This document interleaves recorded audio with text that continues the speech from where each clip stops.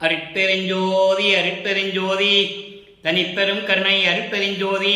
எல்லா உயிர்களும் இன்புற்று வாழ்க, வள்ளல் மலரடி வாழ்க வாழ்க, கொல்லா விரதம் கோலை எல்லாம் மூங்கிக, நல்லோர் நினைத்த நலம் பெருக, நன்றி நினைத்த எல்லோரும் வாழ்க இசைந்து. உலக மக்களே, அறிவார்ந்த அன்பர்களே, ஆண்மநேய ஒருமைப்பாடுடைய அன்பர்களே, அருட்பெருஞ்சோதி ஆண்டவருடைய திருவிளையாடலை பார்த்து கொண்டிருக்கிறோம். அருட்பெருஞ்சோதி ஆண்டவர் இந்த கலியுகத்தினுடைய கடைசி திருவிளையாடல் 1823ஆம் ஆண்டு தொடங்கி 30/1/1874 வரை, அதாவது 51 ஆண்டுகள் எப்படியெல்லாம் திருவிளையாடல் செய்தார் என்பதை நமது இறைவன் வல்லற்பமானவர்கள் திருவெட்பாவிலே அருளியதை ஒவ்வொரு பதிகத்திலும் ஒவ்வொரு திருமுறையிலிருந்தும் ஒவ்வொரு பாடலிலிருந்தும் பார்த்து கொண்டிருக்கிறோம்.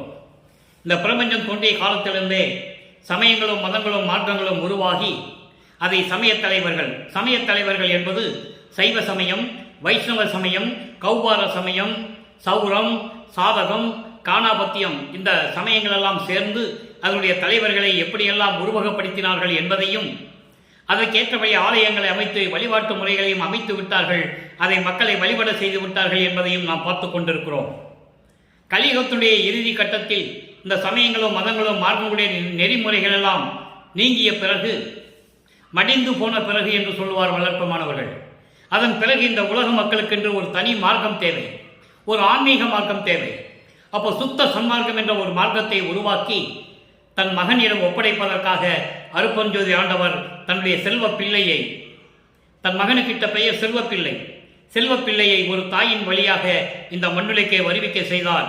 இப்படி அருட்பெருஞ்சாண்டுடைய திருவிளையாடல் எப்படி தொடங்குகிறது என்பதையும், ஒவ்வொரு 8 ஆண்டுகளிலும் தன் மகனுக்கு எப்படி அருளை கொடுக்கிறார் என்பதையும், நமது வல்லற்பமானவர்கள் எப்படி அதை பெற்றுக்கொண்டார் என்பதையும் ஒவ்வொரு பாடலின் மூலமாக நாம் பார்த்து கொண்டிருக்கிறோம். அந்த வகையில் இன்று நாம் பார்க்க வேண்டிய பாடல் திருவருள் முறையீடு 1ஆம் திருமுறை பதிகம் 6 35வது பாடல். இங்கிருந்து தான் திருவிளையாடல் தொடங்குகிறது. வருவிக்கவுற்று 1ஆம் ஆண்டிலிருந்து 8 ஆண்டுகளுக்குள் நடந்த திருவிளையாடலை சுருக்கமாக சொல்லுகிறேன். ஒரு தாயின் கருவறையிலே நமது பிள்ளை பெருமானவர்கள் அங்கே இருக்கும்போது, பசி என்று தன் மகன் சொல்லும்போது அங்கே அருளமுதம் கொடுத்து ஊட்டி தன் மகனுக்கு பசியை தீர்த்தார். கருவறை இருட்டாக இருக்கிறதே என்று நினைக்கும் போது ஒளி காட்டினார். உடம்பு புழுக்கமாக இருக்கிறதே என்று நினைக்கும் போது அமுதக்காற்று தென்றல் காற்று வீசினார். இது ஒரு ஆரம்பத்தில் நடந்த திருவிளையாடல். அதன் பிறகு பிள்ளை தளத்திடையே திரை தூக்க தரிசித்த போது, வேய் வகை மேல் காட்டாதே எந்தனக்கே வெளியாய் காட்டிய மெய்புறவா மெய்ப்பொருளை என்று கூறுவார். 6 மாத குழந்தையாக இருக்கும் பொழுது வருவிக்கவுற்று 6 மாதம் ஆன பிறகு பிள்ளைக்கு எடுத்து செல்லுகிறார்கள். நமது பிள்ளை பெருமானை, நமது குழந்தை இறைவனை எடுத்து செல்லுகிறார்கள். அங்கே தன் மகனுக்கு அருட்பெருஞ்சோதி ஆண்டவர் சிதம்பர ரகசியத்தை காட்டுகிறார். அதான் அந்த பாடலிலே கூறுகிறார். அதன் பிறகு 8 ஆண்டுகள் வரையிலும் தன் மகனுக்கு எந்த விதமான காட்சியும் கொடுக்கவில்லை, அவரை ஆட்கொள்ளவில்லை. 9வது ஆண்டில் ஆட்கொள்ளுகிறார். 6வது ஆண்டில் 3 ஆண்டில் ஆட்கொண்ட அருள்கடலே என்று சொல்லுவார். 6ஓடு 3வது ஆண்டிலே முன்னே ஆட்கொண்டாய் என்று சொல்லுவார். நிறைய இடங்களில் திருவெட்பாவிலே நமக்கு அருளியிருக்கிறார்கள். 9வது வயதிலே இறைவன் ஆட்கொண்ட பிறகு இவர் இறைவனால் வருவிக்க உற்றவன் என்ற நிலை மட்டும் அவருக்கு தெரிகிறது. வேற எந்த நிலையும் அவருக்கு தெரியாது. தன் மகனை சமயங்களிலும் மதங்களிலும் மார்க்கங்களிலும் இருக்க செய்து, அதன் நெறிகளிலே கடைபிடிக்க செய்து, அதன் பிறகு இதை பொய் என்று சொல்ல வேண்டும். தன் மகன் வாயாலேயே பொய் என்று சொல்ல வேண்டும். அதற்கு பிறகு சுத்த சன்மார்க்கத்தை கொடுக்க வேண்டும் என்பது அருட்பெருஞ்சோதி ஆண்டவருடைய எண்ணம். அதான் திருவிளையாடல் நடந்து கொண்டிருக்கிறது. எப்படி படிப்படியாக சமயங்களிலும் மதங்களிலும் மார்க்கங்களிலிருந்து எப்படி படிப்படியாக விலகுகிறார் என்பதையும், அவருடைய தந்தை அருட்பெருஞ்சோதி ஆண்டவர் எப்படி தன் மகனை அந்த துன்பங்களிலும் துயரங்களிலிருந்து நீக்குகிறார் என்பதையும் ஒவ்வொரு பாடலின் மூலமாக பார்த்து கொண்டிருக்கிறோம் திருவெட்பாவிலிருந்து. அந்த வகையில் நீ பார்க்க வேண்டிய பாடல் திருவருள் முறையீடு 35வது பாடல். நல்லா கவனிக்கணும். ஏன்னா தினமும் நீங்க பார்த்தாதான் இறைவனுடைய திருவிளையாடல் உங்களுக்கு புரியும். நமது பிள்ளை பெருமானவர்கள் எப்படியெல்லாம் இங்கே மண்ணிலே வருவிக்கவுற்று, இந்த மண்ணுலகிலே வருவிக்கவுற்று எப்படியெல்லாம் துன்பப்பட்டார் என்பது உங்களுக்கு புரியும். பெண்ணால் மயங்கும் எலியேனை, இங்கே பெண்ணால் மயங்கும் எளியேனே என்பது பெண்களை பார்த்து மயங்குவதல்ல. நமது பிள்ளை பெருமானவர்கள் அதுக்கு விதிவிலக்கு. அவர் ஒவ்வொரு யுகத்திலும் இறைவனாக இருந்தவர், இறைவனாகவே வளம் வந்தவர். ஊழிதோறு ஊழி உளப்புறாது ஓங்கி வாலி என்று எனக்கு வாய்த்த நன்னிதியே, இது அகவல்ல வரும். ஊழிதோறு ஊழி உளவினும் அழியா உடம்பை அளித்தனன், இது 6ஆம் திருமுறையில் இருக்கு, பாடலில் இருக்கு. ஆக ஊழிதோறு ஊழி உயிர் தலைத்து ஓங்கினேன் என்று சொல்லுவார். ஒவ்வொரு யுகத்திலையும் இருந்தவர். வள்ளற்பெருமானுக்கு வயது இல்லை.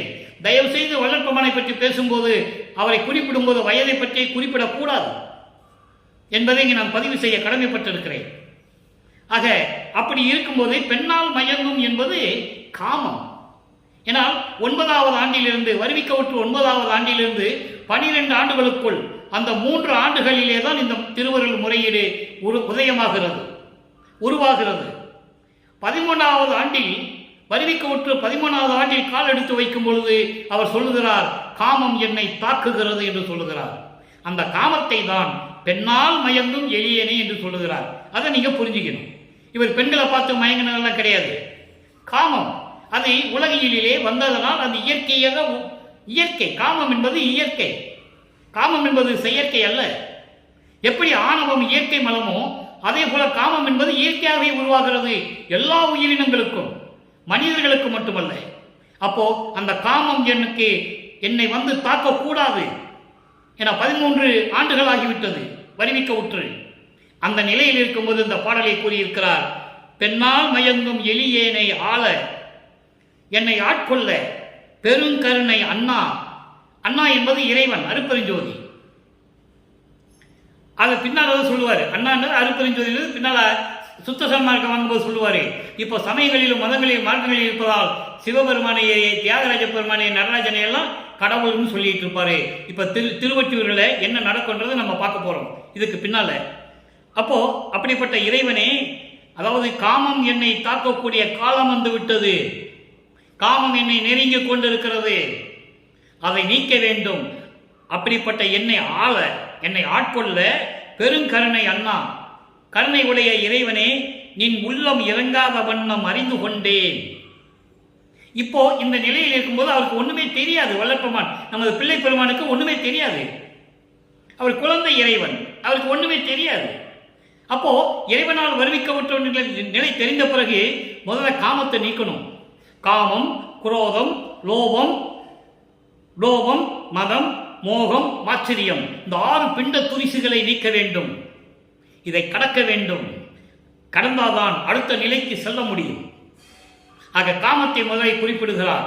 இந்த காமம் என்னை வந்து ஆளப்போகிறது, நீ என்னை ஆள வரவில்லையே, இன்னை என்னை ஆட்கொள்ள வரவில்லை, உன் உள்ளம் இறங்காது என்று நான் அறிந்து கொண்டேன். கண்ணால் உலகில் என் துன்பமெல்லாம் வெளிக்காணில் இந்த மண்ணா பிளத்தோடு, மண்ணுலகம் பிளத்தோடு, பிளத்தோடு என்பது பாதாள உலகம், பிளம் என்பது பாதாளம், மண்ணுலகம் பாதாள உலகம் விண்ணாடும், விண்ணுலகம் கொள்ளை வழங்கும் என்றே இது பாடல். அதாவது என்னை காமம் வந்து ஆட்கொள்ள வேண்டிய ஒரு நேரம் வந்து விட்டது, என் காமத்தை நீக்க வேண்டும், அதை ஆட்கொள்ள வருவாய் என்று நான் எதிர்பார்த்து கொண்டிருந்தேன். இன்னும் உன் மனம் இறங்கவில்லை. அப்போ கண்ணார் உலகில் கண் திஷ்டி படக்கூடிய, கண்ணார் என்பது கண் திஷ்டி, கண் திஷ்டி என்பது துயரங்களையும் துன்பங்களையும் கொடுக்கக்கூடியது. அதை நீக்கிறதுக்கு தான் கண் திஷ்டி சுத்துவாங்கன்னு உலகில் சொல்லுவாங்க. எலுமிச்சம்பழ சுத்தி போடுறது, கற்பூரம் ஏற்றி திஷ்டி கழிக்கிறது, உப்பு மிளகா வச்சு நெருப்புல வச்சு கழிக்கிறது, இதெல்லாம் உலகியலில் நடந்தது. அதனால் சொல்லுகிறார், அவர் உலகியலில் இருந்ததனால் கண்ணால் என்று சொல்லுகிறார். அப்படிப்பட்ட இந்த உலகிலே நான் ஒன்னால் வருவிக்க உற்று என்ன துன்பம் எல்லாம் அடைந்தேன். இதெல்லாம் நீ வெளியே வந்து பாரு. நீ எங்க இருக்கன்னு எனக்கு தெரியல, வெளிக்காணில் நீ எங்க மறைஞ்சிட்டு இருக்க, எங்க இருக்க, என்ன பண்றன்னு எனக்கு தெரியல. இதெல்லாம் நீ வெளியே வந்து பாரு. என்னுடைய துன்பம் எப்படிப்பட்ட தெரியுமா? இந்த விண்ணுலகம், பாதாள உலகம், மண்ணுலகம், இந்த 3 உலகங்களை நிற்க வச்சா எவ்வளவு உயரம் இருக்கும், அதை விட பெருசு. அப்படிப்பட்ட துன்பங்களை நான் அனுபவித்துக் கொண்டிருக்கிறேன். உன்னால் வருவிக்க விட்டு நான் என்ன பலன் கண்டேன்? வருவிக்க விட்டன் என்ற நிலை எனக்கு தெரிவித்து விட்டால் என்ன பலன் கண்டேன் கேட்கிறாரு. திருவருள் முறையீடு செஞ்சாச்சு. இப்போ இது நடக்கும்போது பிள்ளப்ப மாணவர்கள் நமது வல்லப்ப மாணவர்கள் 9வது ஆண்டிலிருந்து 12 ஆண்டுகளுக்குள் இருந்து கொண்டிருக்கிறார். 13வது ஆண்டு தொடக்கத்திற்கு பிறகு இந்த மனநிலையை திருவொற்றியூருக்கு செல்லுகிறார் சொல்லுவதற்கு. இறைவன் வழி நடத்துகிறார். இவருக்கே தெரியாது, உள்ளம் தூண்டுகிறது. இவர் திருவொற்றியூருக்கு செல்லுகிறார். நல்லா கவனிக்கணும். 2ஆம் திருமுறை பதிகம் 4 நமச்சிவாய சங்கீர்த்தன லகிரி. அப்படின்னா இந்த நமச்சிவாய் என்ற வார்த்தை சொல்லுவதற்கு, அந்த புகழை சொல்லுவதற்கு, அந்த இசையோடு சொல்லுவதற்கு எப்படி இருக்கும்? அந்த நிலையில தான் சொல்றாரே 4வது பாடல். இங்க நமச்சிவாயத்தை நான் மறவேனேன்னு சொல்லுவார். அப்போ அவர் சமயங்களிலும் மதங்களிலும் மார்க்கங்களிலும் இருந்து கொண்டிருக்கிறார். தந்தை இருக்க வைக்கிறார். அதுதான் விஷயம். திருவிளையாடல் நடந்து கொண்டிருக்கிறது. சுத்த சன்மார்க்கத்துக்கு வந்த பிறகு என்ன நிலை என்றது நம்ம பார்க்க போறோம். இப்போ ஏன் இது சமயங்களையும் மதங்களையும் மார்க்கங்களையும் இருக்க வச்சாருன்னா, முடிய காலம். அந்த சமயங்களும் மதங்களும் மார்க்கங்களின் நெறிகள் எல்லாம் முடிகின்ற காலம். இதுவரைக்கும் எத்தனையோ யுகங்களிலே எத்தனையோ மார்க்கங்கள், சமயங்கள், மதங்கள் உருவாகின. ஒரு பலனும் இல்லை. மக்களுக்கு என்ன பலன்? அதை நீங்க நல்லா கவனிக்கணும். அப்போ மக்கள் பயனடைய வேண்டும், மக்கள் இன்பமாக இருக்க வேண்டும் என்றால் சுத்த சன்மார்க்கம் வேண்டும். மக்களுக்கு சுத்த சன்மார்க்கம் சமரசமாக இருக்க வேண்டும். வேறுபாடு இல்லாமல், முரண்பாடு இல்லாமல் உலக மக்கள் எல்லோரும் ஒன்றாக வாழ வேண்டும். அதான் சுத்த சன்மார்க்கத்தின் நோக்கம். உருவ வழிபாடுகளை அமைத்து மக்களை சண்டையிட வைத்து, போரிட வைத்து, அவங்களை இறக்க செய்து, இப்படியெல்லாம் துன்பங்கள் நடந்து கொண்டிருந்தன 4 யுகங்களிலுமே. கலியுகம் முடிந்துவிட்டது. 1900 ஆண்டு கலியுகம் முடிந்துவிட்டது என்பதை வல்லப்பமானவர்களே கூறியிருக்கிறார்கள். திருவிற்பாவில் கண்ட உண்மை. இப்ப எல்லாம் நினைச்சிட்டு இருக்காங்க கலியுகம் நடந்துட்டு இருக்கணும். இல்லை, ஒளியுகம் காலம், சமரச சுத்த சன்மார்க்க காலம் தெளிவாக இருக்கிறது திருவற்பாவிலே. அப்போ இப்ப இந்த 2வது பாடல நமச்சிவாயத்தை எப்படி சொல்றாரு, அதுக்கப்புறம் இந்த நமச்சிவாயத்தை வேண்டான்னு எப்படி சொல்றாரு, அதை கண்டிப்பா பார்க்கணும். நீங்க நல்லா கவனிச்சுட்டே வரணும். மாலின் உச்சி மேல் வதிந்த மாமணியை, வலுத்தும் நாகம் மணக்கும் நன்மலரை, பாலின் உள் இனித்து ஓங்கிய சுவையை, பத்தர்தம் உள்ளம் பரிசிக்கும் பழத்தை, ஆளின் ஓங்கிய ஆனந்த கடலை, அம்பலத்தில் ஆடும் அமுதை, வேதங்கள் நாளின் ஒற்றியூர் அமைந்திடும் சிவத்தை, நமச்சிவாயத்தை நான் மறவேனே. இப்ப அவர் சொல்லிதான் ஆகணும். காலத்தின் கட்டாயம். நமச்சிவாயன் சொல்லணும், சிவாய நமன் சொல்லணும், சண்முகமும் சொல்லணும், சிவசிவான் சொல்லணும். இதெல்லாம் நம்ம பார்த்துட்டு இருக்கோம். சொல்லிதான் ஆகணும். அதனாலதான் தந்தை அங்கே இருக்க வைக்கிறாரு. பின்னால் இதெல்லாம் பொய்ன்னு சொல்லணும்ல, அப்ப அங்க இருக்கணும்ல, அப்பதான் நம்ம உலக மக்களுக்கு சொல்ல முடியும். அதை நீங்க புரிஞ்சுக்கணும். இப்ப இந்த பாட்டுடைய பொருள் பாருங்க. மாலின் உச்சி மேல் வதிந்த மாமணியை. இங்கே மாலின் உச்சி என்பது இமயமலை. இமயமலையின் மேல் இருக்கின்ற மாமணியை, மணி போன்ற இறைவனை. இன்னொரு இடத்துல சொல்லுவார் மாலின் மேல் அமர்ந்த மாமணி என்று சொல்லுவார். அங்க மால் என்பது திருமால். திருமாலை வாகனமாக அமைத்துக் கொண்டு திருமாலின் மேலே உட்கார்ந்து கொண்ட இறைவன் என்று சொல்லுவார். இங்கே உச்சி மேல் என்று சொல்லுகிறார். அதனால் இங்கே மாலின் உச்சி மேல் என்பது இமயமலை. இமயமலையில் இருக்கின்ற வதிந்த என்ற வாழ்கின்ற அப்படிப்பட்ட மாமணியை, வலுத்தும் நாகம் மணக்கும் நன்மலரை. இறைவனை பற்றி பாடும்போது என் நாக்கு மணக்கிறது. அதுபோன்று அருள்மனம் வீசிக்கொண்டிருக்கின்ற இறைவனை என்று சொல்லுகிறார். பாலின் உள் இனித்து ஓங்கிய சுவையை. பால் எப்படி சுவையாக இருக்கும், அதுபோல என் உள்ளத்தில் இனிமையாக இருந்து கொண்டிருக்கின்ற இறைவன், என் உள்ளத்தில் வாழ்ந்து கொண்டிருக்கின்ற இறைவன். பக்தர்தம் உள்ளம் பரிசிக்கும் பழத்தை, பக்தர்களின் உள்ளத்தில் பழம் போன்று கனி போன்று இனித்துக் கொண்டிருக்கின்ற இறைவனை. ஆளின் ஓங்கிய ஆனந்த கடலை. இங்க ஆள் என்பது ஆலமரம். ஆலமரத்தின் கீழ் அமர்ந்து கொண்டு உபதேசம் செய்த இறைவன். ஆலமரத்தில் அமர்ந்து கொண்டு சனகர், சனாதனர், சனந்தர், சனந்தகுமாரர் என்ற 4 பேருக்கு உபதேசம் செய்த இறைவன். கல்லால் ஆன ஆலமரம். திருவற்பாவிலே 3 இடங்களில் உண்டு. இங்க ஒரு இடம் சொல்றாரு. நெஞ்சு உறுத்தல் 1ஆம் திருமுறையில் ஒரு இடத்துல சொல்லுவாரு, 4ஆம் திருமுறையில் ஒரு இடத்துல சொல்லுவாரு, 4 இடத்துல சொல்லுவாரு ஆளின் கீழ் அமர்ந்த இறைவன் என்று சொல்லுவார் ஒரு இடத்துல. அப்ப அந்த கல்லால் ஆன ஆலமரத்தின் கீழ் அமர்ந்து கொண்டு சனகர், சனந்தர், சனாதனர், சனந்தகுமரர் இந்த 4 பேருக்கு உபதேசம் செய்தவர். புராணங்களிலும் உண்டு, நீங்கள் எடுத்துக்கொள்ளலாம். அதை வல்லப்பெருமான் இங்கே உறுதிப்படுத்துகிறார். இது நடந்தது உண்மை. இறைவனுடைய திருவிளையாடலை சொல்லணும்ல.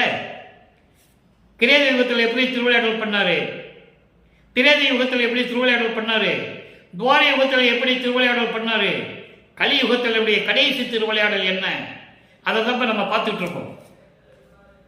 அப்போ அப்படிப்பட்ட இறைவன் ஆலின் மரத்தின் கீழ் அமர்ந்து கொண்டு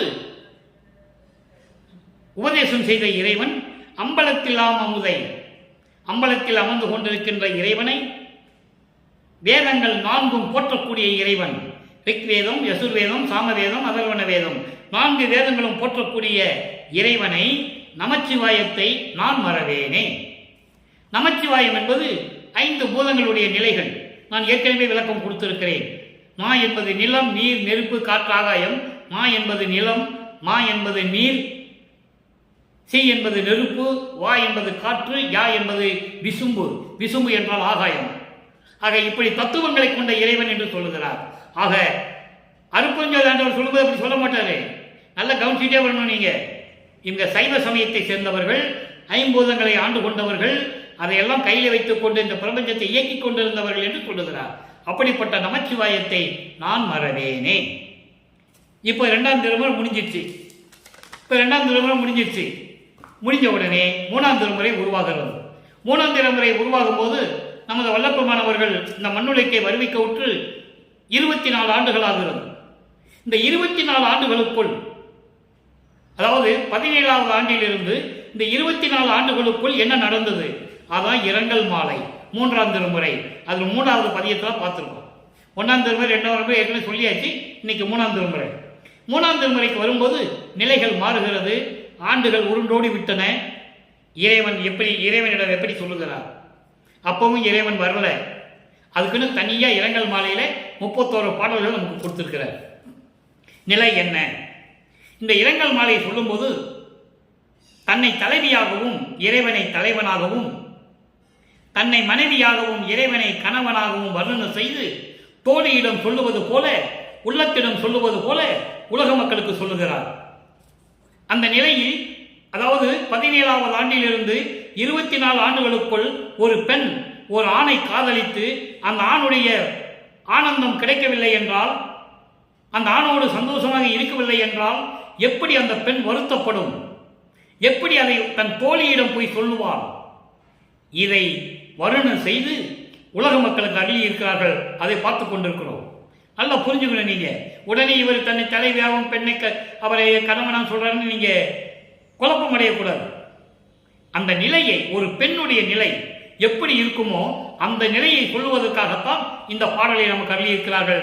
நல்லா பாருங்க. கரும்பின் இனியார் கண் நுதலார் கடிசேர் ஒற்றி காவலனார் இரும்பின் மனத்தேந்தனை மாலையிட்டார். இரும்பின் மனத்தேந்தனை, மனத்தேந்தனை இரும்பு போன்ற மனமுடையவனை என்று பொருள். மாலையிட்டார், மாலையிட்டார் என்பது ஆட்கொண்டார். நான் அந்த விளக்கம் தரேன். ஏற்கனவே விளக்கம் ஒவ்வொரு படையிலும் பார்த்துட்டு இருக்கோம். இட்ட அன்று அல்லது திரும்பி ஒரு கால் வந்து என்னை சேர்ந்து மகிழ்ந்தது இல்லையடி. குறும்பை அணைய முளையாய், தோழியை சொல்றாரு, அழகான மார்பகங்களை உடைய பெண்ணே, அழகான பெண்ணே, என் குறையை நான் யாருக்கு சொல்லுவேன்? எவரிடம் போய் சொல்லுவேன்? என் குறையை எவருக்கு கூறுவேனே என்று சொல்லி இந்த பாடலை அள்ளி இருக்கிறார்கள். பாடலுடைய விளக்கம் பாருங்க. கரும்பின் இனியார், கரும்பு போன்று இனிமையாக இருக்கின்றவர், இனிமையாக பேசக்கூடியவர், இனிமையான உள்ளத்தை கொண்டவர், அன்பாக பேசக்கூடியவர். கண் நுதலார், கண் நுதலார் என்பது நெற்றிக்கண் உடைய இறைவன் சிவபெருமான சொல்றாரு. இங்கே சிவபெருமான் சொல்லுவாரு, தியாகராஜ பெருமான் சொல்லுவாரு, நடராஜன் சொல்லுவாரு, சொக்கநாதன் சொல்லுவாரு, மாசிலாமணின் சொல்லுவாரு, திருவள்ளித்தாயத்தில் இருக்கின்ற பிச்சாண்டின் சொல்லுவாரு, எல்லாம் சொல்லுவார். இவ்வளவு பேர் முரண்பாடுகள். இறைவன் ஒருவன்னா ஒரே பேர் தானே இருக்கணும். ஏன் இத்தனை பேரு? அப்போ சமய தலைவர்களும் சமயங்களும் அவங்களுக்கு மன எல்லைக்கு உட்பட்டு, அவங்களுடைய விளக்கத்திற்கு உட்பட்டு, அவங்களுக்கு அறிவுக்கு எட்டியவரை அமைத்து விட்டார்கள். அவ்வளவுதான். சிவபெருமான் அவனுக்கு உங்களுக்கு எப்படி தோணும்? தலையில கங்கையை வச்சிருப்பாரு, பிறை சந்தனை சூடி இருப்பாரு, சூலாயுதம் வச்சிருப்பாரு, ஒரு கையில உடுக்க வச்சிருப்பாரு, கழுத்துல பாம்பு போட்டிருப்பாரு தோணும். நடராஜன் என்ன நினைப்பீங்க? ஒத்த காலை தூக்கி இருப்பாரு, இடது காலை தூக்கி இருப்பாரு, வலது காலை ஊனி இருப்பாரு, டான்ஸ் ஆடிக்கிட்டு இருப்பாரு, உங்களுக்கு தோணும். சரிதானே? இப்படி ஒவ்வொரு இடத்திலும் அமைத்து வழிபட்டு விட்டார்கள். அதையே கண் முதலார் என்று சொல்லுகிறார். நெற்றிக்கண்ணை உடைய இறைவன் கடிசேர் ஒற்றி காவலனார். கடிசேர் என்பது அதாவது சோலைகளும் பண்ணைகளும் நீர்நிலைகளும் நிறைந்த அழகாக திகழ்ந்து கொண்டிருக்கின்ற திருவொற்றியூரிலே வாழ்ந்து கொண்டிருக்கின்ற இறைவன். இரும்பின் மனத்தேனை மாலையிட்டார். இரும்பு போன்ற எனது மனம் என்று சொல்லுகிறார். சின்ன வயசு அவருக்கு எப்ப தெரியும்? 9 வயசுல என்ன தெரியும்? ஒண்ணுமே தெரியாது அவருக்கு. பிள்ளை பெருமானவர்களுக்கு நமது குழந்தை இறைவன் அவர்கள் 9 வயசுல அவருக்கு என்ன தெரியும்? இறைவன் வந்து ஆட்கொண்டார், அது மட்டும் தான் தெரியும். அப்போ என்னை மாலையிட்டதோடு நீ சரி. அப்போ 9வது ஆண்டிலிருந்து 24 ஆண்டுகள் வரையிலும் 15 ஆண்டுகள், கிட்டத்தட்ட 16 ஆண்டுகள், 2 8 ஈரட்ட 16, 51 ஆண்டு 8 8 பிரிக்கிறார் அருப்பஞ்சாண்டவர் தன் மகனுக்கு அருளை கொடுப்பதற்கு. அப்போ 9வது ஆண்டிலிருந்து இந்த 24 ஆண்டுகள் வரைக்கும் இருக்கின்ற 16 ஆண்டுகள், இந்த 2 8 ஒன்றும் நடக்கல. அப்போ அவருடைய மனம் எப்படி துன்பப்பட்டிருக்கும்? வெளியே சொல்லவும் முடியாது, வீட்டில் சொல்ல முடியாது, யார்கிட்டையும் சொல்ல முடியாது, நண்பர்கள்கிட்ட சொல்ல முடியாது, யார்கிட்டையும் சொல்ல முடியாது. அப்போ இந்த நிலை உருவாகிறது. சொல்றாரு, என்னை மாலையிட்டாரை தவிர, என்னை ஆட்கொண்டாரை தவிர, மாலையிட்ட பிறகு அதாவது ஆட்கொண்ட பிறகு திரும்பி வந்து என்னை அவர் பார்க்கவில்லை, என்னோடு சந்தோஷமாக இருக்கவில்லை. ஒரு தடவையாவது திரும்பி ஒரு கால் என்று சொல்றார். இங்க ஒரு கால் என்பது ஒரு தடவையாவது, அதாவது ஆட்கொண்டாரை தவிர 9வது ஆண்டில் அதன் பிறகு ஒரு தடவையாவது என்னை சேர்ந்து மகிழ்ந்தது இல்லை என தோழி உள்ளத்திடம் சொல்லுகிறார். உள்ளத்திடம் சொல்லுவது போல உலக மக்களுக்கு தெரிவிக்கிறார். உலக மக்களே, இறைவன் என்னை 9வது ஆண்டில் ஆட்கொண்ட பிறகு, வருவிக்க விட்டு 9வது ஆண்டில் ஆட்கொண்ட பிறகு திரும்பி வந்து என்னை பார்க்கவில்லை, என்னோடு சந்தோஷமாக இருக்கவில்லை. இந்த குறையை நான் யாரிடம் சொல்லுவேன்? உலக மக்களே, இப்படியெல்லாம் நான் துன்பப்பட்டுக் கொண்டிருந்தேன் என்று சொல்லுகிறார். அடுத்த நிலைகள் மாறுகிறது. 4ஆம் திருமுறைக்குள்ள போகிறோம். 4ஆம் திருமுறை என்பது இறைவனிடம் சொல்லுகிறார், நான் சமயங்களிலும் மதங்களிலும் மார்க்கங்களிலும் இருந்துட்டேன், எனக்கு தெரியாம ஏகப்பட்ட பிழைகள் செஞ்சிட்டேன், திருநூறு பூசிக்கிட்டேன், காதில் கடுக்காம போட்டிருந்தேன், உத்திராட்சக்கிட்ட போட்டிருந்தேன், எல்லாம் போட்டிருந்தேன், இல்லாதெல்லாம் பேசினேன், என்னை மன்னிச்சிருப்பா, நான் தெரியாம செஞ்சிட்டேன் அப்படின்னு சொல்லி அபராத மாலையில பார்த்தோம், போன பதியத்தில் பார்த்தோம். இப்போ அதெல்லாம் இறைவன் மன்னித்து எப்படி அருளை கொடுக்கிறார், அந்த அருள் எப்படி அதிசயமானது. 5வது பாடல் 4ஆம் திருமுறை அதிசயமாலை 7வது பதிகம் 5வது பாடல். ஏன் இவ்வளவு விளக்கம் கொடுக்கிறேன் என்றால், ஒவ்வொரு பாடலிலும் திருவருட்பாவில என்ன இருக்குன்றது மக்களுக்கு தெரியணும். சும்மா பொதுப்படையை பேசக்கூடாது. வளர்ப்பமலை பற்றி பேசும்போது பிறந்தாரு, வந்தாரு, போனாரு, சோறு போட சொன்னாரு, கரிசாலையை குடிக்க சொன்னாரு, வெந்நீர் குடிக்க சொன்னாரு, அதெல்லாம் வேற. அது உலகியல் எப்படி வேணா பேசலாம். ஆனால் ஒவ்வொரு பாடலிலும் இறைவனுடைய திருவிளையாடல் எப்படி நடந்தது என்பதை உலக மக்களுக்கு சொன்னாதான் உலக மக்களுக்கு தெரியும். எத்தனை பேருக்கு இது தெரியும்? தெரியாது, யாருக்குமே தெரியாது. அதை வள்ளலார் ஊழியன், நானாகிய வள்ளலார் ஊழியன் இறைவனிடம் தயவையும் கருணையும் பெற்றுக்கொண்டு இந்த விளக்கத்தை உங்களுக்கு நான் கூறிக்கொண்டிருக்கிறேன் என்பதை சொல்வதில் பெரும் மகிழ்ச்சி அடைகிறேன். அடுத்து பாருங்க இந்த பாடல். அப்பா இது அதிசயம், இது அதிசயம் என் புகழுவேன். எப்போ இறைவன் வந்து நிற்கிறாரு முன்னால, இறைவன் முன்னால் வந்து நிற்கிறத சொல்றாரு உலக மக்களுக்கு. ஐயோ என்ன அதிசயம், என்ன அதிசயம், நான் எப்படி சொல்லுவேன்? அடுத்து பாருங்க. அருந்தவர்கள் விரும்பி மிக வருந்தி உள முயன்று இப்பாரில் இருந்திடவும். அருந்தவர்கள் கடுமையாக தகம் செய்து கொண்டிருப்பவர்கள். நான் ஏற்கனவே மகாதேவ மலையிலே நிறைய உண்டு இந்த பாடல். மக்களுக்கு யாரும் சொல்லல, அதான் விஷயம், யாருக்கும் தெரியாது. வள்ளலாருன்னா முக்காடு போட்ட சாமியார், அவர் பசிக்கு சோறு போட சொன்னார், ஜீவகாரண்யம் பண்ண சொன்னார், இப்படிதான் பொதுப்படையாக பேசினார்கள். அது தவறென்று சொல்ல முடியாது, ஆனால் பேசினார்கள், உண்மை. ஆனால் இந்த மாதிரி பேசணும், வல்லப்பமலை பற்றி பேசும்போது இதெல்லாம் சொல்லணும். அப்போ அவருடைய திருவிளையாடல் என்னன்னு தெரியும். இறைவனுடைய திருவிளையாடல் இவர் எப்படி வருவிக்க விட்டார் என்று உலக மக்களுக்கு தெரியணும். இப்போ பாருங்க, இப்பாரில் இருந்திடவும் தவம் செய்கின்ற இந்த உலகிலே தவம் செய்கின்றவர்கள், ரிஷிகள், முனிவர்கள், யாராக இருந்தாலும் சரி, வானவர்கள் தேவர்கள் எல்லாரும் தவம் செஞ்சு கூட மனம் வருந்தி மனம் கஷ்டப்பட்டு புலம்பி அழுது கண்ணீர் விட்டு உள்ளம் வெதும்பி வருந்துகிறார்கள் இறைவனை பார்க்க முடியவில்லை என்று. கற்பங்கள் பல கோடி செல்ல தீய கண்ணையிடு ஊசி மேல் காலை ஊன்றி பொற்புற மெய்யின்றி உணவின்றி உறக்கமின்றி புலர்ந்து எலும்பு புலப்பட ஐம்பொறியும் ஓம்பி ஐம்புலன்களை அடக்கி சோறு இல்லாம தண்ணி இல்லாம உடம்பு வத்தி எலும்பா தெரியல கூட தவம் இருக்கிறான். கிடைக்கல, இறைவனை பார்க்க முடியல, என்ன பண்ண முடியும்? அப்படிப்பட்ட இறைவன் அவர்களுக்கு அருளாமல்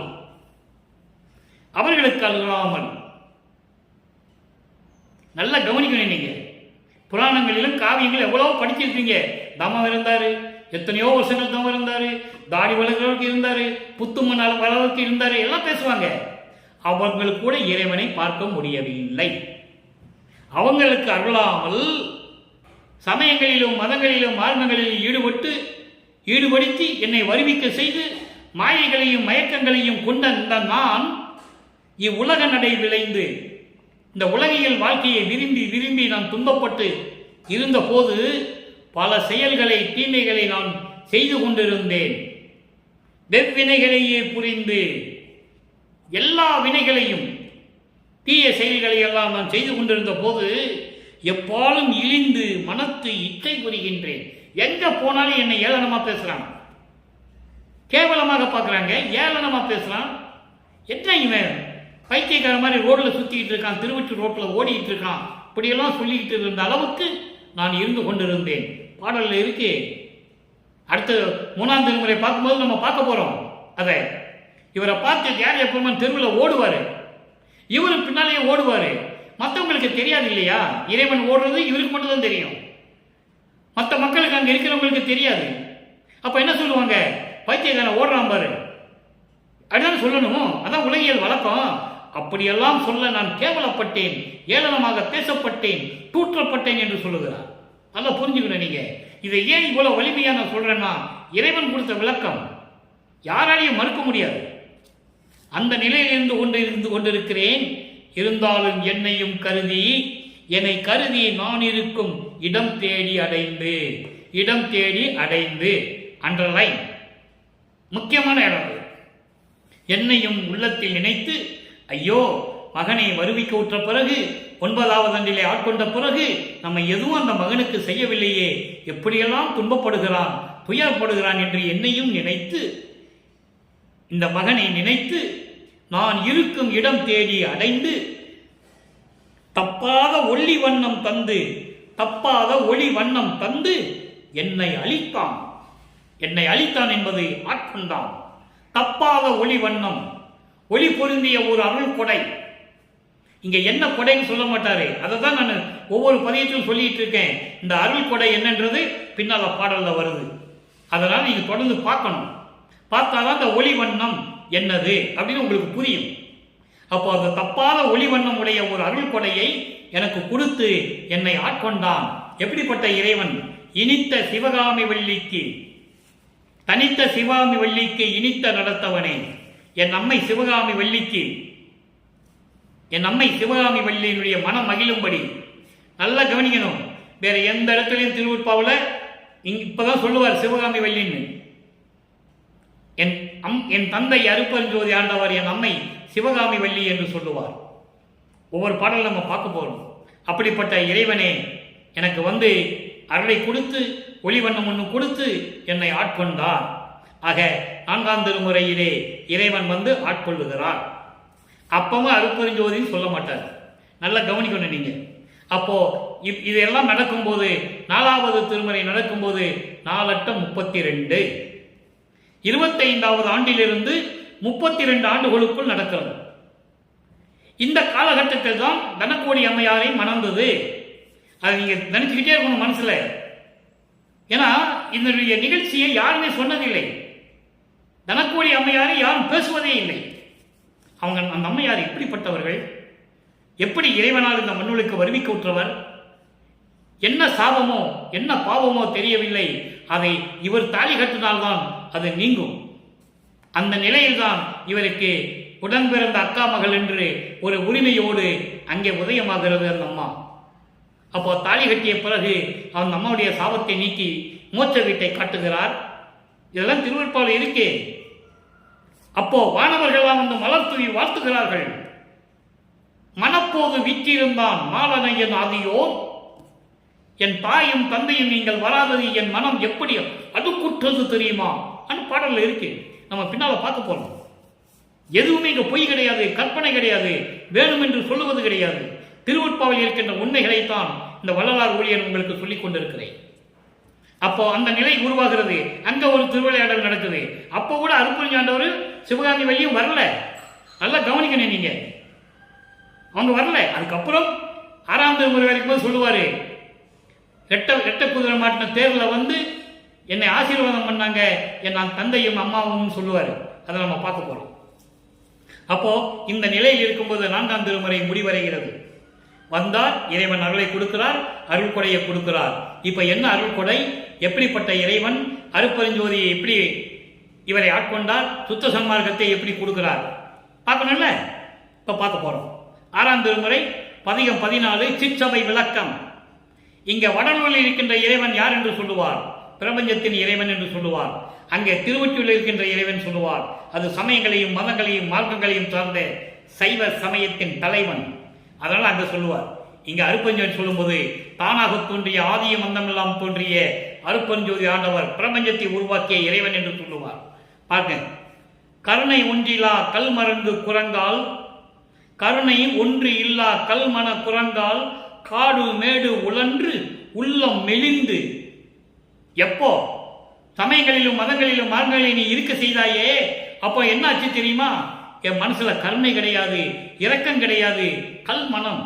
குரங்கு போல காடு மாடெல்லாம், காடு மேடு எல்லாம் தெரு தெருவாகவும் சுத்திக்கிட்டு திரிந்தேன். உழன்று என்று சொல்லுகிறார். சுற்றி திரிந்து மெலிந்து, உடம்பெல்லாம் மெலிந்து, ஐயோ வருணா வருணா. வருணா என்பது மலை போன்று குளிர்ந்த அருளை தரக்கூடிய இறைவன். அதான் வருணன் என்று சொல்லுவார். வருணா, மலை பொழிந்து குளிர்ந்த நிலையில் என்னை இருக்க வைத்து அருளை கொடுக்கக்கூடிய இறைவனே, நின் புடை வந்து நிற்கின்றேன். நின் புடை உன் பக்கத்தில் உன் முன்னால் வந்து நிற்கின்றேன். உன்னால் வருவிக்க உற்று பல துன்பங்களை அடைந்து நான் ஏளனப்பட்டு அவமானப்பட்டு மானம் போய், மானம் போன வழியெல்லாம் விடுத்தேன்னு சொல்லுவாரு. ஞான சரியை பார்க்கும்போது நம்ம பார்க்க போறோம். மானம் போன வழியெல்லாம் விடுத்தேன்னு சொல்லுவார். உலக மக்களை சொல்ல மாட்டாரு. உலக மக்களே, நீங்கள் வயதாலும் வயதிடுவேன் வார்த்தனை கொண்டிடுவேன். நீங்க உலக மக்களே, நீங்க என்ன வஞ்சாலும் சரி, திட்டினா சரி, நான் ஏத்துக்கிடுவேன். ஆனா எனக்கு மானம் போச்சு. யாரால? எங்க அப்பனால. அருட்பெருஞ்சோதியார் எங்க மானமெல்லாம் போச்சுன்னு சொல்லுவாரு. இதெல்லாம் சொல்றது, இதெல்லாம் பாட்டில் இருக்கு. மானம் போன வழியெல்லாம் விடுத்தேன். யாரால நடந்தது? என் தந்தையினால். அதான் இங்க சொல்றாரு, நின்புடை வந்து நிற்கின்றேன். உன்னால வருவிக்க விட்டு துன்பங்களையும் துயரங்களையும் அவமானங்களையும் ஏமாற்றங்களையும் எல்லாமே அனுபவித்து விட்டு இப்போ உன்னால் வந்து நிற்கின்றேன். அதான் அதுக்கு பொருள். அடுத்து பாருங்க, வள்ளலே, இறைவனை அருட்பெருஞ்சோதியே, உன்றன் மனக்குறிப்பு அறியே. உன் மனசுல என்னதான் நினைச்சிட்டு இருக்கிற எனக்கு தெரியல. அருணன் என்று என்னை அகற்றிடுவாயே. அருணன் என்பது கெட்டவன், மாறுபட்டவன், நேரத்துக்கு வேண்டி பேசக்கூடியவன். அவனை தான் அருணன் என்று சொல்லுகிறார். அப்படி அருணன் என்று கெட்டவன் என்று என்னை ஒதுக்கி விடுவாய் எனில், நீ ஒதுக்கி விட்டா ஐயோ துணை அறிந்தேன். எனக்கு யாரு துணை சொல்லு? உனக்கே தெரியும், நான் யார்கிட்ட போறதில்லை. பிரம்மன் திருமாலெல்லாம் அவங்ககிட்ட நான் போறதே இல்லை. பாட்டில் இருக்கு, அவங்ககிட்ட நான் போறதே இல்லை. அவங்க எல்லாம் என்ன நினைப்பாங்க என்னை பத்தி? இந்த பிரம்மன் திருமால் ருத்திரன் இந்த பத தலைவர்கள் வானவர்கள் என்னை பத்தி என்ன நினைப்பாங்க? நான் யார் துணையும் நான் போனதில்லை. இதுவே தருணம், இதான் நல்ல நேரம். எற்கு அருள்வாய். எற்கு என்பது எனக்கு, எனக்கு அருள்வாய். வடல் அரசே, வடலூரில் இருக்கின்ற சத்தியஞான சபையில் இருக்கின்ற அருட்பெருஞ்சோதி ஆண்டவரே, தனி பெரும்பதியே. சொல்லும் போதே அழகா இருக்கும், மனம் அவ்வளவு பூரிப்பா இருக்கும். தனி பெரும்பதியே, தனி பெரும்பதி, யாரிடையும் ஒப்பிட முடியாமல், ஒப்பிட முடியக்கூட அளவுக்கு இல்லாமல் தன்னிகராக இருக்கக்கூடிய இறைவன் தனி பெரும்பதி அருட்பெருஞ்சோதி என்று சொல்லி சிற்சபை விளக்கத்தை கொடுத்து சொல்லுகிறார். அடுத்த நிலை மாறுகிறது. பதிகம் 15 திருவடி முறையீடு. திருவடி முறையீடு. அங்கே திருவருள் முறையீடு பார்க்கிறோம். அது ஆரம்பம். 9வது ஆண்டில் வருவிக்கவுற்று இறைவன் நமது பிள்ளை பெருமானவர்கள் வருவிக்கவுற்று 9வது ஆண்டில் நடக்கக்கூடியது அங்கே திருவருள் முறையீடு, இங்கே திருவடி முறையீடு. அதை நீங்க நல்லா கவனிக்கணும். சும்மா அற்பா சாதாரண விஷயம் இல்லை. இங்க திருவடி முறையீடுல சொல்றாரு பாருங்க, போதுதான் விரைந்து போகின்றது அருள் நீ புரிந்திட தாழ்த்தியேல் ஐயோ யாது நான் புரிவேன், யாரிடம் புகுவேன், யாருக்கு எடுத்து என் குறை இசைப்பேன். தீதுதான் புறந்தேன் எனினும் நீ அதனை திருவுள்ளத்து அடைக்கிடுவாயேல், இதுதான் தந்தை மரபினுக்கு அழகோ, இது தந்தைக்கு அழகா? என் உயிர் தந்தை நீ அல்லையா, நீ என் உயிர் தந்தை அல்லவா என்று சொல்லி இந்த பாடலுடைய விளக்கம் பாருங்க, நல்லா கவனிக்கணும். இங்க இறைவனுடைய திருவிளையாடல் எப்படி நடந்ததுன்னா ஒரு வரியில் சொல்றாரு. போதுதான் விரைந்து போகின்றது, நான் வருவிக்க உற்று இத்தனை ஆண்டுகள் கழிந்து விட்டது. இதான் விளக்கம். அதுக்கு இறைவன் கொடுத்த விளக்கம், சுத்த சன்மார்க்க விளக்கம். போதுதான் போகின்றதுன்னா சும்மா பொழுது போயிட்டு இருக்கு, பகல் வந்துச்சு, இரவு வந்துச்சு, பொழுது போயிடுச்சு, அது விளக்கம் அல்ல. 9வது ஆண்டிலிருந்து என்னை ஆட்கொண்டு இதுவரையிலும் எத்தனை ஆண்டுகள் கழிந்து விட்டது சொல்றாரு. 32 ஆண்டுகள் கழிந்து விட்டது. 32 ஆண்டுகள் என்னை வருவிக்க விட்டு 32 ஆண்டுகள் கழிந்து விட்டது. இதை சொல்லும் போது 33வது ஆண்டில் இருந்து கொண்டிருக்கிறார். வல்லப்பமானவர்கள் வருவிக்க விட்டு 33வது ஆண்டில் இருந்து கொண்டிருக்கிறார். நீங்கள் புரிஞ்சுக்கணும். அப்போ இத்தனை ஆண்டுகள் கடந்து விட்டது, சீக்கிரம் அருள் கொடுக்கிறாய். அருள் நீ அருள வேண்டும். நீ தாழ்த்திலேயே நீ இன்னும் தாமதம் பண்ணிட்டு இருக்க. நீ தாமதம் பண்ணுனா ஐயோ நான் என்ன செய்வேன், எங்க போவேன், யார்கிட்ட போய் நான் இதை எடுத்து சொல்லுவேன்? எங்க அப்பா இப்படி பண்றாருன்னு நான் சொல்ல முடியுமா? சொல்ல முடியாதே. நான் யார்கிட்ட போய் சொல்லுவேன்? நான் கெட்டவனாவே கூட இருக்கட்டும், நான் சமயங்களில் மதங்களில் மார்க்கங்களில் இருந்தையா, உண்மைதான். நீ தானே இருக்க சொன்ன, இருந்தேன். இப்போ வேண்டாம்னு சொன்னேன், விட்டுட்டு வந்துட்டேன். தீநூல் பூசாதப்பா, இந்த சமய சடங்கெல்லாம் உனக்கு வேண்டாம்னு சொன்னேன், எல்லாத்தையும் விட்டுட்டு வந்துட்டேன்ல. அப்போ நீ வந்து எனக்கு அருளை கொடுக்கணும் இல்லை, நான் யார்கிட்ட போவேன் அப்படின்னு கேட்கிற நியாயம் தானே. தீதுதான் புரிந்தேன் எனினும் நீ அதனை திருவுள்ளத்து அடைத்திடுவேயாளு. உன் மனசில் நினைச்சுக்கிட்டே அடைச்சி வச்சுக்கிட்டு இருந்தா, என்கிட்டயும் பேசுறது இல்லை, என்கிட்டயும் வந்து அருளை கொடுக்கறது இல்லை, நீயே மனசில் நினைச்சுக்கிட்டு மனசில் அடைச்சி வச்சுக்கிட்டு இருந்தா நான் எங்க போவேன்? இதுதான் தந்தை மரபுக்கு அழகோ, இது தந்தைக்கு அழகா? என் உயிர் தந்தை நீ அல்லவா என்று சொல்லுகிறார். எவ்வளவு அற்புதம் பாருங்க. இது திருவடி முறையீடு முடிஞ்சிருச்சு. இப்போ பிள்ளை பெருவிண்ணப்பம் திருவடி முறையீடு முடிஞ்சிருச்சு இல்ல, கூப்பிடுறாரு, எனக்கு வந்து அருளை கொடு, இது தந்தைக்கு அழகு கிடையாது, மகனை தெருவில் விட்டுட்டு இருக்க அப்படின்லாம் சொல்றாரு. இப்ப பிள்ளை பெருவிண்ணப்பத்தில் என்ன சொல்றாரு? பிள்ளை பெருவிண்ணப்பம் என்பது இந்த சமயங்களிலும் மதங்களிலும் மார்க்கங்களில் இருக்கும்போது எப்படியெல்லாம் இருந்தார், அது எப்படி தந்தையிடம் சொல்லுகிறார். 74வது பாடல், பிள்ளை பெருவிண்ணப்பத்தில் 74வது பாடல். என் சுதந்திரம் ஓர் எத்துணையும் இல்லையே தந்தை, என்னுடைய சுதந்திரம், என்னுடைய உரிமை என்ன இருக்கு? ஒரு எல் அளவு கூட கிடையாது, ஒரு எல் அளவு சிறியளவு கூட கிடையாது என் அப்பா, எல்லாம் உந்தன் சுதந்திரம். நல்லா புரியுது உங்களுக்கு? நீ இருக்க சொன்ன இருந்த, நீ என்ன சொல்றியோ அதான் நடக்குது, நீ என்ன திருவிளையாடல் செய்யறியோ அதான் நடக்குது. இதை என்ன, என்னுடைய உரிமை என்ன இருக்கு, என்னுடைய சுதந்திரம் என்ன இருக்கு? ஒண்ணுமே இல்லை, எல்லாமே உன் சுதந்திரம் தான். நீ என்ன நடக்கிறையோ, நீ என்ன நினைக்கிறையோ அதான் நடக்க போகுது, எல்லாமே உன் சுதந்திரம். அடுத்த இத்தருணம் தமையேன் தன்னை, அடுத்த இத்தருணம் என்னை வந்து ஆட்கொண்ட இல்லை, அதுல இருந்து இந்த நேரம் வரைக்கும் எவ்வளவு அற்புதமா சொல்றாரு பாருங்க. அடுத்த என்றது என்ன? உன்னை நம்பி இந்த உலகிற்கு வருவிக்க விட்டுரு. நான் முதல்ல போக மாட்டேன்னு சொன்னேன், நீ தான் போன்னு சொல்லி எல்லாரையும் கூப்பிட்டு கெஞ்சி லட்சுமி சரஸ்வதியை வந்து என்னை பார்த்து வணங்கி பாடி ஆடி எல்லா சம்மதமும் வாங்கி என்னை அனுப்பி வச்சிங்க. நான் வந்துட்டேன், 9 வயசுல இருந்து ஆட்கொண்டதிலிருந்து இந்த நேரம் வரைக்கும், எப்போ 32 ஆண்டுகள் வரைக்கும், இந்த நேரம் வரைக்கும் இந்த தனியன் தன்னை பல துயரும். தனியன் என்பது தனித்து விடப்பட்டவன், தனியன் என்ன மகன், நீ என்னை வருவிக்க விட்டு தனித்து விட்டுட்ட. அப்படிப்பட்ட தனித்து விடப்பட்ட என்னை பல துயர்களும் வன் சுமைகளும் மயக்கங்களும் அச்சமும் மறைப்பும். மறைப்பு தான் முக்கியமான வார்த்தைங்க.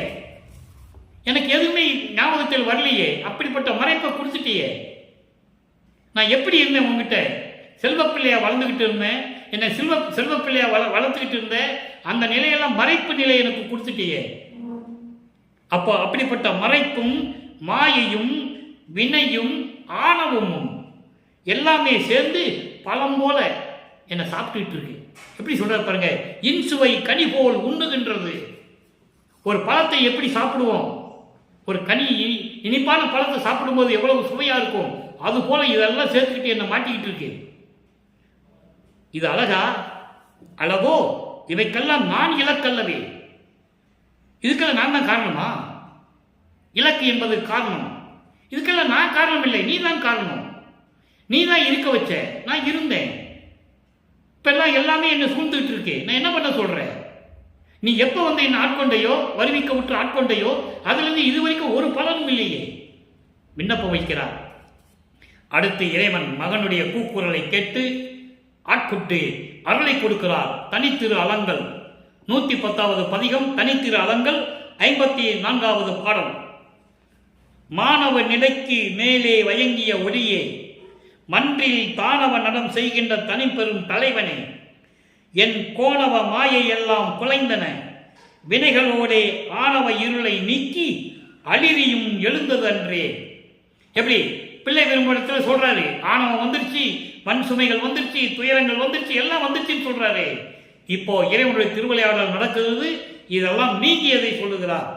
மாணவ நிலைக்கு மேல் விளங்கும் 14வது நிலையாகிய கடவுள் நிலை அறிந்து அமயமாகக்கூடிய நிலையில் இருக்கின்ற இறைவனே, ஒளியே, அருப்பெருஞ்சோதியே, மன்றில் தானவ நடம் செய்கின்ற ஆனந்த கூத்து அருள் கூத்து செய்து கொண்டிருக்கின்ற தனி பெரும் தலைவனே, சமரச சுத்த சன்மார்க்க தலைவனே.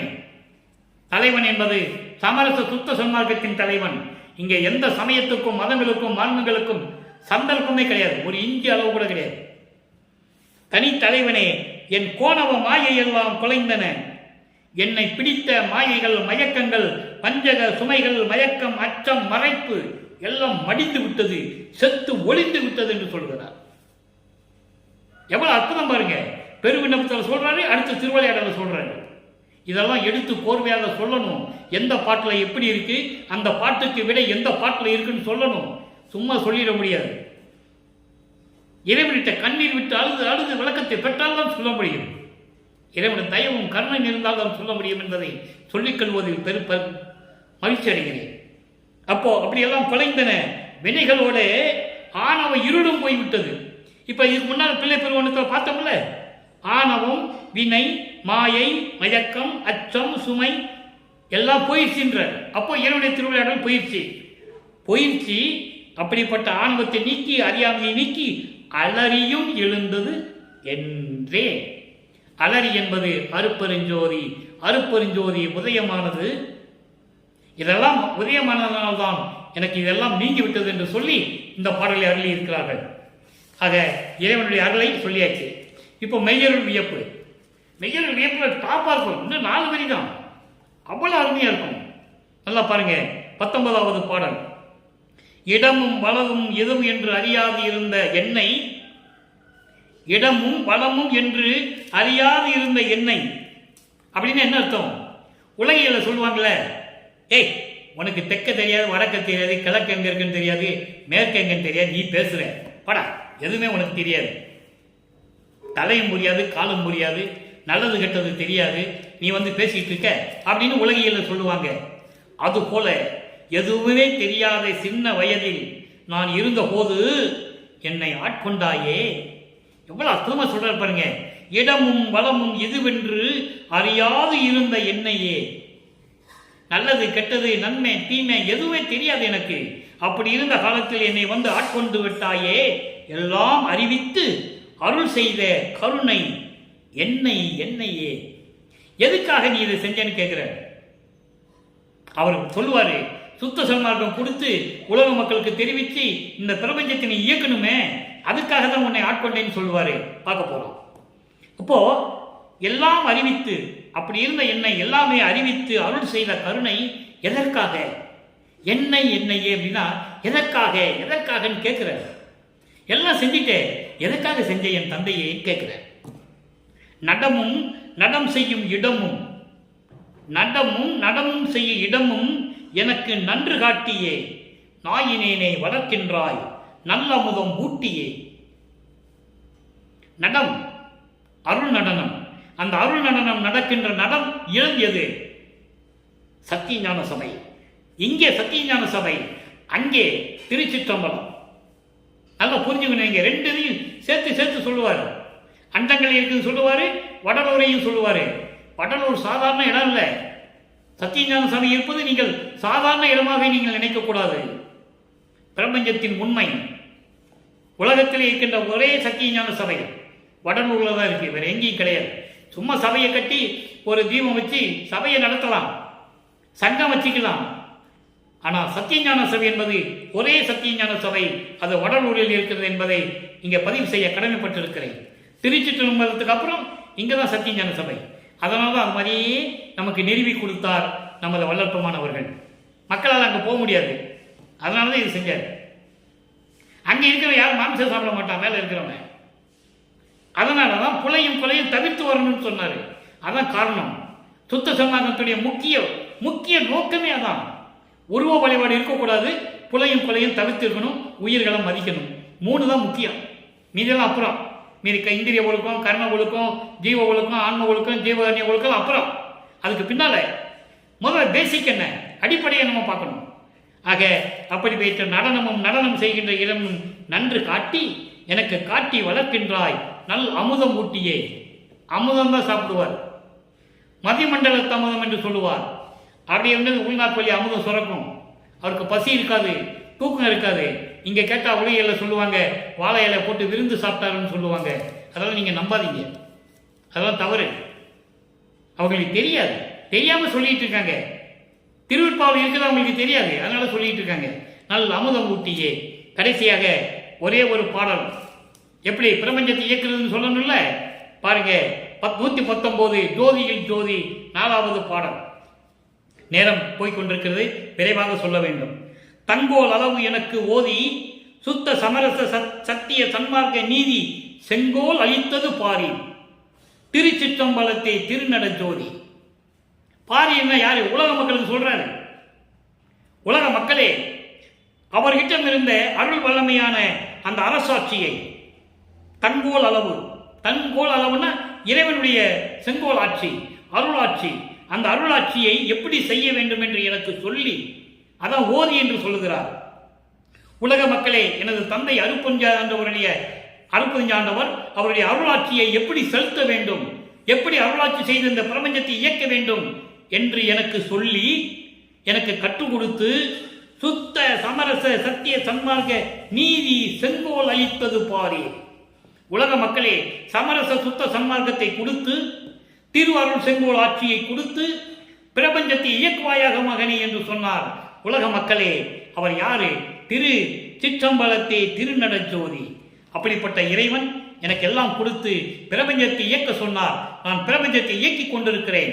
5 தொழில்களையும் செய்து கொண்டு, உயிர்களை காப்பாற்றிக் கொண்டு, அவர்களுக்கு தேவையான அளவுகளை எல்லாம் அருளை கொடுத்துக் கொண்டிருக்கிறேன் என்று சொல்லுகிறார். எனவே மக்களே, நீங்களும் சுத்த சன்மார்க்கத்தில் இணைந்து கொலையும் புலையும் தவிர்த்து உயிர்கள் மேல் இரக்கம் காட்டி ஜீவகாரணிய ஒழுக்கத்தில் இருந்து கொண்டு இறைவனை வணங்கி இறைவனுடைய அருளையும் செல்வங்களை எல்லாம் பெற்றுக்கொண்டு இந்த வையகத்திலே நீங்கள் வாழ்வாங்க வாழ வேண்டும் என்று இறைவனுடைய தயவாடையும் கருணையாலையும் வாழ்த்தி இந்த வள்ளலார் ஊழியன் விடைபெறுகிறேன். மீண்டும் நாளை சந்திப்போம். நன்றி, வணக்கம். அருட்பெருஞ்சோதி அருட்பெருஞ்சோதி தனிப்பெரும் கருணை அருட்பெருஞ்சோதி. அருட்பெருஞ்சோதி ஆண்டவருடைய திருவிளையாடல் நாளையும் தொடரும்.